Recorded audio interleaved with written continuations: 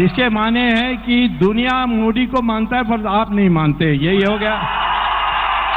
बिल्कुल सर, अगर हिंदुस्तान के 99% भी मानेंगे तो एक आदमी नहीं मानेगा, उसका नाम ओवैसी होगा।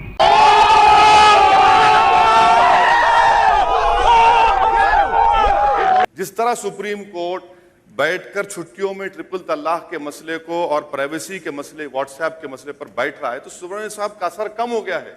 मोदी सरकार इनकी अहमियत को नहीं जानती और इनको नजरअंदाज कर रही है। और जेटली को तो इकोनॉमिक्स पता ही नहीं है, तो इसीलिए इस हालत हुई है।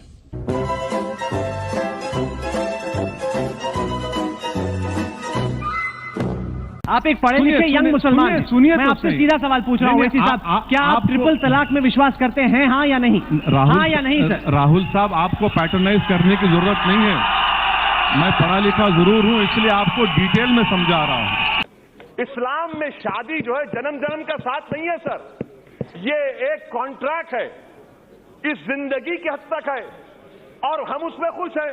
आप कह रहे हैं कि जन्म जन्म का साथ है, नहीं बाबा, एक ही जिंदगी काफी है।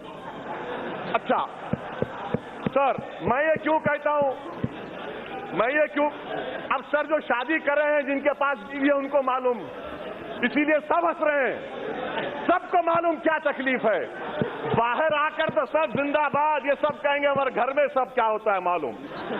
मैं आपसे रिक्वेस्ट कर रहा हूं, आप तो हर पॉलिटिशियन आपसे डरता है रात में सोने से पहले, कल क्या केस डाल देंगे आप। तो मैं आपसे, इनकी पार्टी में भी डरते हैं। हाँ, वो इनकी पार्टी में डरते हैं। सब डरते हैं स्वामी साहब से कि कहां कोर्ट चले जाएंगे ये। नाराजी तो सिर्फ ज्यादा इकोनॉमिक्स पर है। वो जो संचालन फाइनेंस मिनिस्ट्री का हुआ है, वो उससे सबको दुख हुआ है, हम लोगों को भी दुख हुआ है। स्वामी साहब, आपको मैं ये जवाब कई मर्तबा दे चुका हूं। आपको याद दिलाने के लिए, मैंने समझता था कि आप भूल जाएंगे, लगता है एज कैच कर रही है आपको। ठीक है, मैं आपको दोबारा कह रहा हूं। अब नहीं मालूम सुब्रमण्यम साहब डेट्स पे डेट्स देते आ रहे हैं, तो इनमें और मोदी में बड़ा कोई ज्यादा फर्क नहीं है। वो भी कह रहे हैं 2 करोड़ दूंगा, अच्छे दिन आएंगे, 15 लाख आएंगे, तो सुब्रमण्यम स्वामी साहब उसी लाइन पर चल रहे हैं। पूरे देश भर में इसी तरह का अफवाह फैलाया गया था। सुब्रमण्यम साहब को बिजी रखने के लिए, अगर मोदी इनको बिजी नहीं रखेंगे तो सुब्रमण्यम साहब मोदी की तरफ पलट जाएंगे। हमारे देश में कोई इकोनॉमिक्स जानने वाला वित्त मंत्री था तो वो मनमोहन सिंह था। इसीलिए उनको कहेंगे आप ये इसमें खेलते रहिए, आप इसी में मसरूफ रहिए। ये समझ नहीं पा रहे, हम उनको बार बार करेंगे स्वामी साहब समझिए, आप हार्वर्ड एजुकेटेड हैं, मगर ये समझते नहीं है हमारी बात को, क्या करेंगे। स्वामी जी जवाब देंगे, उसके बाद प्रमोद तिवारी के पास जाएं। इसमें क्या जवाब देना है, ये तो सही बात कह रहे हैं। देख, सही कह रहे हैं। समझ भी नहीं थे कि धोना चाहिए, टिकना करना, कुछ नहीं समझते थे, ऐसा ही अपना कर लेते थे। मैं ये चाहूंगा कि स्वामी साहब यही बात लिख के दे दे मेरे को कि मैं एंटी नेशनल हूं, मैं घर में लगा कर रखूंगा।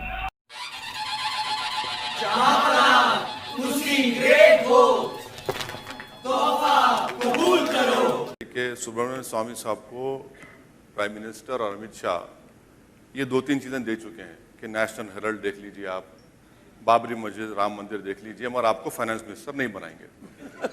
तो सुब्रमण्यम साहब उसी में खुश हैं, असल उनका मुद्दा जो है वो देख ही नहीं पा रहे। से टैक्सेस को बढ़ाए गए, फिर ये जीएसटी, इस सब में इतना कागज का काम करा दिया। नोटबंदी कल्पना अच्छी थी, परंतु कोई तैयारी फाइनेंस मिनिस्ट्री से नहीं थी। जो नए नोट्स को छापना चाहिए था एडवांस में, वो नहीं किया। और इंटरेस्ट रेट्स जो ब्याज के जो दर्जा है वो बढ़ते गया।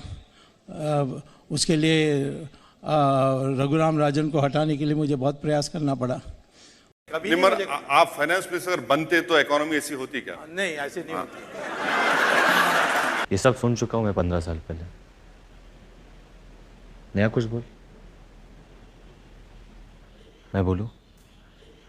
आपकी फैमिली को देखते हो इतना खराब लगता है, इतना खराब लगता है। राम मंदिर प्रायोरिटी है या क्या प्रायोरिटी? जब तक फाइनेंस मिनिस्टर नहीं बनेंगे ये प्रायोरिटी रहेगी, जब बन जाएंगे इकोनॉमी हो जाएगी। अरुण जेटली से इस अति प्रेम की वजह कुछ? मेरा कोई प्रेम नहीं है, मैं उसको जानता भी नहीं हूँ। इतना है कि प्रेम का तो सवाल ही नहीं है। नहीं, प्रेम आपका प्रेम से मुझे संदेह होता है, तुम्हारे अखबार वालों का प्रेम से।